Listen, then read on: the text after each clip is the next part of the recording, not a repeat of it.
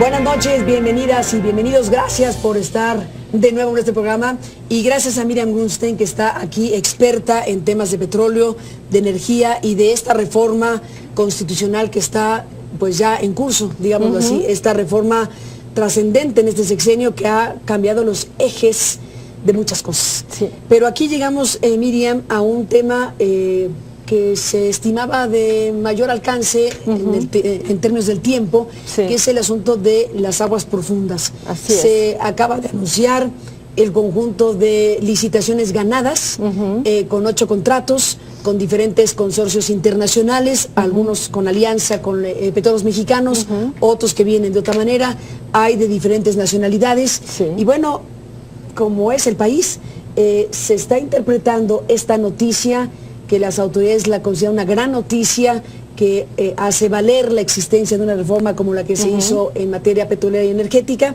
y hay quien encuentra esto como un gran drama, o como una sacudida, o un gran éxito, o una sacudida para la identidad y soberanía nacional y otras cosas. Así de extrema la cosa. Sí, yo diría. Miriam, ¿cómo la entiendes tú? Yo la entiendo, no como un drama y no como una gran celebración, sino como un evento de gran trascendencia para los que creemos que la competencia es buena. Sin duda, este es un paso muy importante y muy positivo. La cosa aquí es cómo haces el seguimiento y la gobernanza para que haya competencia, haya transparencia, haya cuidado al medio ambiente en aguas profundas, ¿no? Y este es un proyecto muy a largo plazo. Estamos hablando de un contrato de 35 años con 15 años de renovación. Entonces, yo creo que tú y yo no vamos a ver el final de la ejecución del contrato. Estoy segura que no, Miriam, estoy segura que no. Pero sí es un suceso que apenas es el primer pasito de un recorrido por un universo muy, muy, muy vasto. Déjame, Miriam, hacer un alto en esta charla para dar paso a Rey Rodríguez, nuestro colega que estuvo, en el seguimiento de este anuncio en la conferencia de prensa. Tú misma estuviste desde las 7 de la mañana. Así es. Siguiendo paso a paso, como experta que eres, todo el proceso que se dio precisamente de anuncio de estos contratos que se han asignado a estas empresas transnacionales. Y bueno, pues vamos viendo esta parte de la historia. Rey Rodríguez, adelante con esto. Al anunciar el área contractual... Por primera vez en casi 79 años, Petróleos Mexicanos se asociará con una empresa privada para explorar y producir petróleo en aguas profundas. Se trata de la australiana BHP Billiton, quien ganó la licitación del yacimiento Trión, descubierto en 2012 y ubicado en el Golfo de México, a unos 40 kilómetros de la frontera marítima de México con Estados Unidos. Según el gobierno, el acuerdo representa un paso histórico que ha sido posible tras la aprobación en la reforma energética que impulsó el presidente Enrique Peña Nieto y que abrió la puerta del sector a la iniciativa privada, poniendo fin a más de 70 años de monopolio estatal. Hoy este proyecto es una realidad y va a arrancar, y ahora sí llego a la pregunta, las inversiones van a arrancar casi de manera inmediata, diría yo. Arrancarán el próximo año. El bloque Trión tiene una profundidad de hasta 2.570 metros y es considerado como un campo con gran potencial petrolero. Según los términos, Pemex tendrá una participación del 40% y BHP Billiton un 60%, y ambas explorarán y producirán crudo en el campo Trión. Existe un plan mínimo de inversión que suma cerca de $300 millones, que ocurrirá en los siguientes años. La producción está prevista que arranque en el año 2023.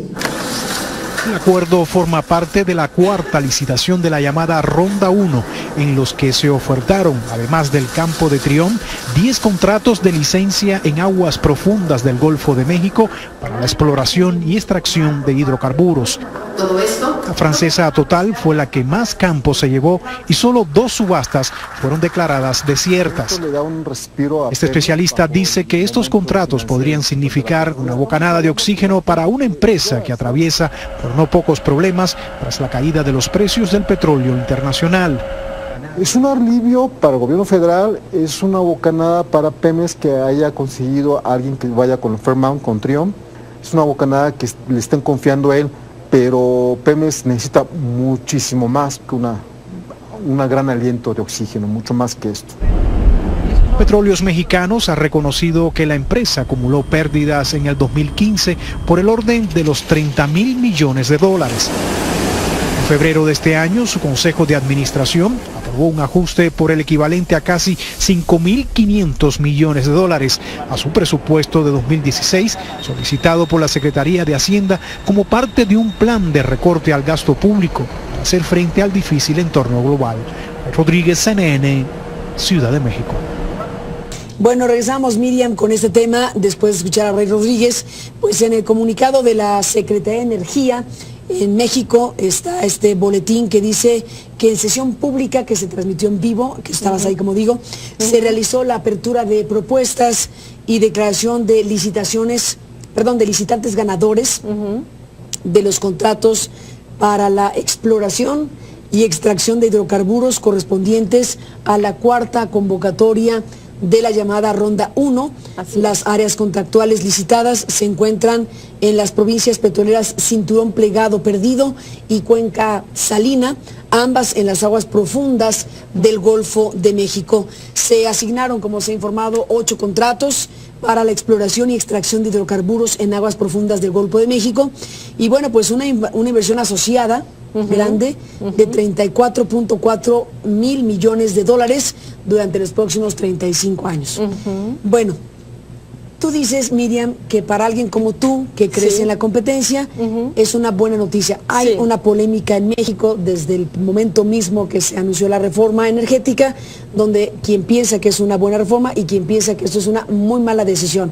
Sin tomar partido, tú dices, yo estoy pro la apertura, y esto es una buena noticia, pero me inquieta el seguimiento y la gobernanza. Así es. A ver, regresemos a ese punto. ¿Cuáles son tus inquietudes? ¿Cuáles son mis inquietudes? En primer lugar, que las empresas cumplan con lo prometido y que los volúmenes extraídos sean debidamente medidos y ponderados, ¿no? ¿Piensas que hay riesgo de que no sea así? Pues han sucedido cosas en el mundo donde ha habido medición inadecuada, en donde ha habido fraude fiscal, ¿no? Hay varios casos. El caso de Alaska, no recuerdo bien de qué empresa fue, pero sí reportaron volúmenes menores a los extraídos y le costó al Estado varios millones de dólares en impuestos, ¿no? O sea, la empresa o el corporativo que sacó el petróleo no le reportó completo al Estado. Exactamente, entonces la medición es fundamental, ¿no? Entonces hay asesores que dicen que las empresas, por cuestiones reputacionales, por cuestiones de sus accionistas, para evitar escándalos, suelen no alterar los medidores. Yo creo que eso está bien, pero tampoco podemos descansar en una fe de la buena, en la buena conciencia de las empresas y tener una buena práctica de medición de barriles, ¿no? Y el Estado debe estar vigilante. Exactamente. ¿Qué tipo de mecanismos debe haber, según la experiencia internacional, para que no ocurra lo que acabas de decir? Buenas auditorías de medición. Debemos de tener un buen equipo de auditores de medición de extracción de hidrocarburos, ¿no? Que lo tendría que contratar la CNH, pero para eso necesitamos mucho fortalecimiento institucional. Yo me preocuparía muchísimo por fortalecer a los reguladores. A la CNH para ver el cumplimiento de las obligaciones de extracción, el cumplimiento de los programas de inversiones, y también a la CEA, ¿no? que permanece muy chiquita y hay cuestiones de seguridad industrial y de protección del medio ambiente en aguas profundas que son muy dignas de ser consideradas, ¿no? Bueno, déjame hacer una pausa, Miriam, y regresamos en esta conversación. Pones foco en el tema de las mediciones, la supervisión, el monitoreo de la extracción del hidrocarburo para nuestro país y que no vaya a suceder lo que dices, y el tema del medio ambiente, entre otras cosas. Después de la pausa, regresamos también con tu opinión sobre el tipo de contrato o contratos que son los que finalmente van a regular esta relación entre transnacionales y Estado mexicano. Volvemos a tener pausa.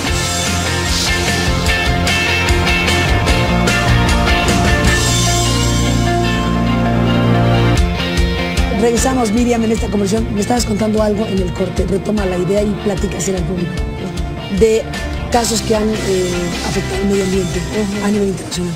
Bueno, pues el más sonado de todos fue el estallido de Macondo, de la plataforma Deepwater Horizon de BP. Y la gente podría decir, no, ya viene BP a México y eso es terrible porque causaron este ecocidio. Y te puedo decir algo, Carmene, que es muy interesante. Las que peores accidentes han tenido a veces son las que más se cuidan en lo subsecuente por la presión de sus accionistas y de su dirección. Por ejemplo, después del accidente de Prince William Sound, de ExxonMobil, donde hubo un derrame terrible por la colisión entre un barco petrolero y me parece que un arrecife o un glaciar, porque el capitán del barco parecía que estaba ebrio y causó un daño ambiental tremendo. Exxon hoy día es una de las empresas con mayores y mejores prácticas de seguridad industrial.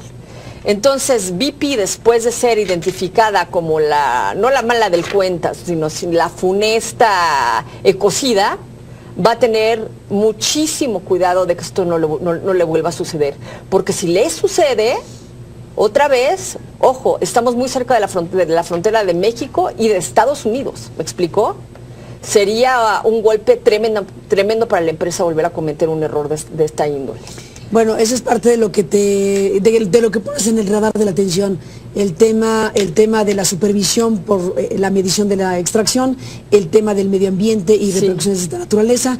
Yo te dejaba también la pregunta sobre el tema del tipo de contratos y qué tipo de elementos quedan a la mesa para saber en qué condiciones queda México respecto a las transnacionales en este paso que se da, porque aquí, para subrayar el dato que igualmente la autoridad subraya, que es 11 empresas internacionales operarán por primera vez en México. Así es. Y bueno, pues estamos dando este paso inmenso. Después de tantas décadas de una lógica nacional absolutamente distinta. Este es bueno, ya ha habido otras licitaciones, pero este es el primer gran paso de gigante, ¿no? Sí, este es un gran paso de gigante. Mira, en el contrato te puedo decir que mis predicciones fueron pésimas, porque a mí no me gustaba el contrato, no me gustaba nada. Por razones de ¿A ti como especialista, como si fuera con la mirada de especialista, con la mirada de inversionista o con la mirada de México? Con la mirada de México y como la mirada de inversionista. No me gustaba para ninguno de los dos. ¿Por qué? Porque imponía una carga regulatoria. ¿Impone? ¿Por qué? Porque impone, digo, está ahí, son obligaciones jurídicas que se despliegan de las cláusulas, ¿no? Entonces yo decía, no van a poder cumplir. Por ejemplo, ¿qué cosas? Bueno, la obtención de información sobre planes de desarrollo, planes de trabajo, medición, inversiones, hay mucha reportería que está a cargo de la empresa que debe de revisar la CNH y también la CEA, ¿no? Y cuando tienes una escasez de capital humano, también pueden surgir responsabilidades a cargo del Estado, ¿no? ¿Qué pasa si algo sucede y no está bien y el gobierno que puso los reguladores ya no está?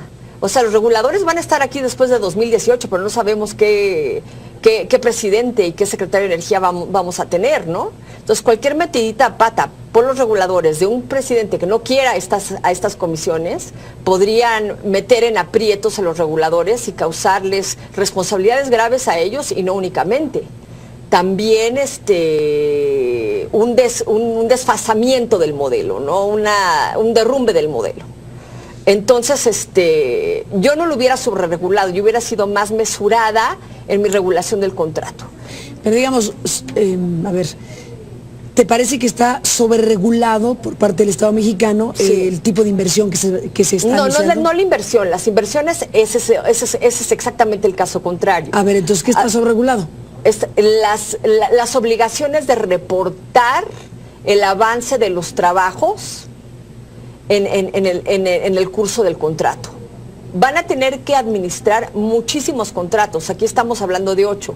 Ya tenemos creo que 15 de terrestres y por lo menos creo que 7 en aguas someras, ¿no? Entonces nos estamos llenando de contratos y nos vamos a llenar más. Entonces, si no hay un fortalecimiento institucional adecuado, esto podría ser un caos. Entonces, una llamada de atención muy fuerte a las autoridades, especialmente a las hacendarias, para que inviertan en la regulación. O sea, no es suficiente que vengan los inversionistas a sacar el petróleo. Nosotros tenemos que construir gobernanza y eso cuesta trabajo y cuesta dinero. El tema de las inversiones per se, se ha mostrado, se ha planteado esto como una cosa monumental. Sí. Efectivamente, lo que se está dando a cambio de estas inversiones es correcto, es un, entre comillas, precio apropiado. Después de la pausa, ¿te parece bien? Vamos a... Claro.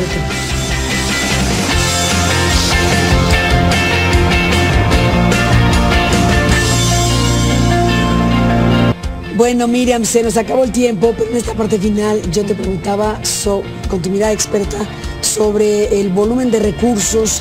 En el boletín de CENER dice que los contratos asignados tienen una inversión asociada de aproximadamente 34.4 miles de millones de dólares durante los próximos 35 años.